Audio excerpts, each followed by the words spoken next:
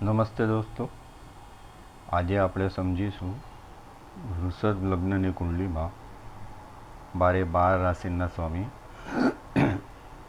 શું ફળ આપે છે. જેમ કે વૃષભ લગ્નમાં પહેલા ભાવમાં વૃષભ રાશિ છે, જેનો માલિક શુક્ર છે. આપણે સમજીશું સૂર્ય ચોથા ભાવનો માલિક થાય છે. સિંહ રાશિ ચોથા ભાવમાં આવી છે. સૂર્ય ચોથા ભાવનો માલિક થઈને કેન્દ્રાધિપતિ બને છે. સૂર્ય પાપ ગ્રહ હોવાથી ચોથા સ્થાનનો માલિક થઈને શુભ ફળ આપે છે. જેમ કે કેન્દ્રના સ્વામી જો પાપ ગ્રહ બનતા હોય તો શુભ ફળ આપે છે, અને કેન્દ્રના સ્વામી શુભ ગ્રહ બનતા હોય તો અશુભ ફળ આપે છે. તે નિયમ અહીંયા આગળ લાગે છે કે વૃષભ લગ્નની કુંડલીમાં ચોથા ભાવમાં સિંહ રાશિ આવી છે. સિંહ રાશિનો માલિક સૂર્ય કેન્દ્રાધિપતિ થઈને શુભ ફળ આપે છે. માટે શુભ ગ્રહોમાં સૂર્ય આવશે. હવે ચંદ્ર વૃષભ લગ્નની કુંડલીમાં ચંદ્રની કર્ક રાશિ ત્રીજા ભાવમાં આવે છે. ચંદ્ર ત્રીજા સ્થાનનો માલિક થાય છે. ત્રીજા સ્થાનનો માલિક ત્રીજા સ્થાન થાય છે. ચંદ્ર કુદરતી સૌમ્ય ગ્રહ છે, તેથી તૃતીય થઈને અશુભ ફળ આપે છે. માટે વૃષભ લગ્નની કુંડલીમાં ચંદ્ર ત્રીજા ભાવનો માલિક થઈને અશુભ ફળ આપે છે, તેથી અશુભ ગ્રહ બને છે. પછી આગળ આપણે જોઈશું મંગળ 12મા અને 7મા સ્થાનનો માલિક બને છે. વૃષભ લગ્નમાં મેષ રાશિ 12મા ભાવમાં આવી છે, અને વૃષભ લગ્નની કુંડલીમાં બીજી તેની વૃશ્ચિક રાશિ 7મા ભાવમાં આવી છે. મંગળ 12મા અને 7માનો સ્વામી થાય છે. મંગળ પાપ ગ્રહ છે. 12માનો સ્વામી હંમેશા તટસ્થ ફળ આપે છે, પણ 7મું કેન્દ્ર સ્થાન છે, તેથી કેન્દ્રાધિપતિ થઈને તે શુભ બને છે. તેથી શુભ ગ્રહોમાં મંગળ આવે છે. વૃષભ લગ્નની કુંડલીમાં મંગળ શુભ ફળ આપવા માટે બંધાયેલો છે. આગળ જોઈશું બુધ ગ્રહ વિશે. બુધ ગ્રહ 5મા સ્થાનનો અને બીજા સ્થાનનો માલિક બને છે. બુધ ગ્રહની 2 રાશિ છે, એક તો મિથુન રાશિ અને બીજી કન્યા રાશિ. વૃષભ લગ્નમાં મિથુન રાશિ બીજા સ્થાનમાં છે. વૃષભ લગ્નમાં કન્યા રાશિ જે છે એ 5મા ભાવમાં છે, જે ત્રિકોણ સ્થાન છે. એટલે બુધ ગ્રહની 2 રાશિ કુદરતી રીતે સૌમ્ય ગ્રહ બને છે. 5મા અને બીજાનો સ્વામી બનીને તે તટસ્થ બને છે. 5માનો સ્વામી ત્રિકોણ સ્થાનનો સ્વામી થાય છે, તે તરીકે શુભ બને છે. અહીંયા જોશે કે બીજા સ્થાનનો સ્વામી હંમેશા તટસ્થ ફળ આપે છે, તેમ કહેવાય છે. બુધની બીજી રાશિ કન્યા રાશિ 5મા સ્થાનમાં છે, ત્રિકોણ સ્થાનમાં. ત્રિકોણ સ્થાનના જે ભાવ છે પહેલો, 5મો અને 9મો કહેવાય છે. કન્યા રાશિનો માલિક બુધની કન્યા રાશિ ત્રિકોણ સ્થાનનો સ્વામી બને છે વૃષભ લગ્નમાં. એટલે બુધ અહીંયા શુભ ફળ આપવા માટે બન્યો છે, તેથી શુભ ગ્રહોમાં આવે છે. હવે જોઈશું ગુરુ.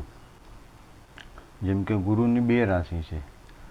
ધન રાશિનો માલિક ગુરુ થાય છે, અને મીન રાશિનો સ્વામી બી ગુરુ થાય છે. વૃષભ લગ્નમાં ધન રાશિ 8મા સ્થાનમાં આવી છે. વૃષભ લગ્નમાં ગુરુની બીજી રાશિ મીન રાશિ 11મા સ્થાનમાં આવી છે. ગુરુ 8મા અને 11મા સ્થાનનો માલિક બને છે. બંનેના સ્થાનનું અધિપતિત્વ તેના માટે ખરાબ છે, માટે કુદરતી ગ્રહ અશુભ બને છે. જેમ કે અષ્ટમેશ વૃષભ લગ્નમાં અષ્ટમેશ ગુરુ બને છે. 8મા ભાવમાં ધન રાશિ આવી એટલે અષ્ટમેશ ગુરુ બને છે. 11મા સ્થાનનો માલિક મીન રાશિ 11મા સ્થાનમાં આવ્યો, તેનો માલિક ગુરુ. એટલે અહીંયા અશુભ ગ્રહોમાં ગુરુ આવે છે. ગુરુ શુભ ગ્રહ હોવા છતાં પણ વૃષભ લગ્નની કુંડલીમાં ગુરુ અશુભ ફળ આપે છે તેમ બંધાયેલો છે. હવે આવશે શુક્ર. શુક્ર લગ્ન સ્થાનનો સ્વામી છે, એટલે લગ્નેશ કહેવાય છે. અને શુક્રની બીજી રાશિ તુલા રાશિ 6થા ભાવમાં છે. જેમ કે વૃષભ રાશિનો માલિક શુક્ર, 2 નંબરની રાશિ શુક્ર. શુક્રની બીજી રાશિ થાય છે તુલા રાશિ, 7 નંબરની રાશિ, તેનો માલિક શુક્ર. બીજી રાશિનો સ્વામી એટલે લગ્નેશ શુક્ર. 6થા ભાવમાં તુલા રાશિ એટલે તુલા રાશિનો સ્વામી શુક્ર 6થા સ્થાનનો માલિક થાય છે. લગ્નનો સ્વામી અને 6થાનો સ્વામી કુદરતી રીતે સૌમ્ય ગ્રહ બને છે, પણ બેઉ સ્વામિત્વ મળીને તટસ્થ બને છે. એટલે વૃષભ લગ્નમાં શુક્ર લગ્નેશ હોવા છતાં પણ તટસ્થ ગ્રહોમાં આવે છે, તેથી શુક્ર તટસ્થ ફળ આપે છે. હવે આપણે જોઈશું વૃષભ લગ્નમાં શનિનું ફળ કેવું હશે. વૃષભ લગ્નમાં શનિ 9મા સ્થાનનો માલિક અને 10મા સ્થાનનો માલિક બને છે. જેમ કે અહીંયા જોશો શનિની 10મા સ્થાનની રાશિ મકર રાશિ છે. મકર રાશિનો સ્વામી શનિ થાય છે. 11મા સ્થાનની રાશિ એટલે કુંભ રાશિ, કુંભ રાશિનો સ્વામી બી શનિ થાય છે. શનિ 9મા સ્થાનનો માલિક અને 10મા સ્થાનનો માલિક. 9મા સ્થાનનો માલિક હંમેશા શુભ ફળ આપે છે.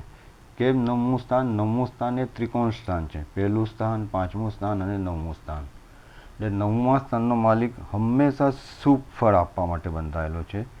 10મા સ્થાનનો માલિક કેન્દ્રાધિપતિ તરીકે શનિ કુદરતી રીતે ક્રૂર ગ્રહ છે, એટલે પાપ ગ્રહ છે, એટલે તે શુભ બને છે. એટલે વૃષભ લગ્નની કુંડલીમાં શનિ કેન્દ્રનો પણ માલિક થાય છે. વૃષભ લગ્નની કુંડલીમાં શનિ ત્રિકોણનો બી માલિક થાય છે. શનિની એક મકર રાશિ 9મા ભાવમાં આવી છે અને શનિની બીજી કુંભ રાશિ જે છે 10મા સ્થાનમાં આવી છે. એટલે શનિ અહીંયા શુભ ગ્રહોમાં આવે છે. હવે તમે જોશો તો શનિ વૃષભ લગ્નમાં શુભ ફળ આપવા માટે બંધાયેલો છે. શનિ પાપ ગ્રહ હોવા છતાં પણ શનિ આ શુભ ફળ આપશે તેમ કહેવાય છે. અહીંયા આગળ તમે વૃષભ લગ્નની કુંડલીમાં જોયું, આપણે સોર્ટ આઉટ કર્યું કે કયા ગ્રહો રાશિના સ્વામી શુભ ફળ આપે છે કે અશુભ ફળ આપે છે. મેષ રાશિનો સ્વામી મંગળ, વૃષભ રાશિનો સ્વામી શુક્ર, મિથુનનો સ્વામી બુધ, કર્ક રાશિનો સ્વામી ચંદ્ર, 5મી સિંહ રાશિનો સ્વામી સૂર્ય, 6ઠ્ઠી કન્યા રાશિનો સ્વામી બુધ, તુલા 7મી રાશિનો માલિક શુક્ર, વૃશ્ચિક રાશિનો સ્વામી મંગળ, ધનુ રાશિનો સ્વામી ગુરુ, મકર રાશિનો સ્વામી શનિ, કુંભ રાશિનો સ્વામી શનિ, મીન રાશિનો સ્વામી ગુરુ. અહીં તમે ફક્ત અને ફક્ત વૃષભ લગ્નની કુંડલીથી, ખાલી ખોખા કુંડલીથી તમે એમ જાણી શકો છો, ગ્રહો મૂક્યા નથી કે રાશિપતિ શું ફળ આપશે. રાશિપતિ શુભ ફળ આપશે કે અશુભ ફળ આપશે કે તટસ્થ ફળ આપશે. વૃષભ લગ્નની કુંડલી જ્યારે આપણી પાસે આવે ત્યારે તમે સોર્ટ આઉટ કરી શકો છો કે શુભ ગ્રહો કયા બને છે, અશુભ ગ્રહો કયા બને છે, તટસ્થ ગ્રહો કયા બને છે. વૃષભ લગ્નની કુંડલીમાં શનિ, બુધ, મંગળ અને સૂર્ય. અશુભ ગ્રહો ગુરુ અને ચંદ્ર. તટસ્થ ગ્રહો શુક્ર. આ ગ્રહો પાપ ગ્રહ હોવા છતાં બી શુભ ફળ આપે છે. શનિ, મંગળ ગ્રહ પાપ ગ્રહ હોવા છતાં શુભ બને છે વૃષભ લગ્નની કુંડલીમાં. સૂર્ય પણ પાપ ગ્રહ હોવા છતાં શુભ ફળ આપે છે. ગુરુ શુભ ગ્રહ છે, અશુભ ફળ આપવા માટે બંધાયેલો છે. ચંદ્ર શુભ ગ્રહ છે, તે પણ અશુભ ફળ આપવા માટે બંધાયેલો છે. આ જ રીતે લગ્નેશ પોતે પણ તટસ્થ થાય છે વૃષભ લગ્નની કુંડલીમાં, તો તે તટસ્થ ફળ આપશે, નહીં સારું કે નહીં ખરાબ.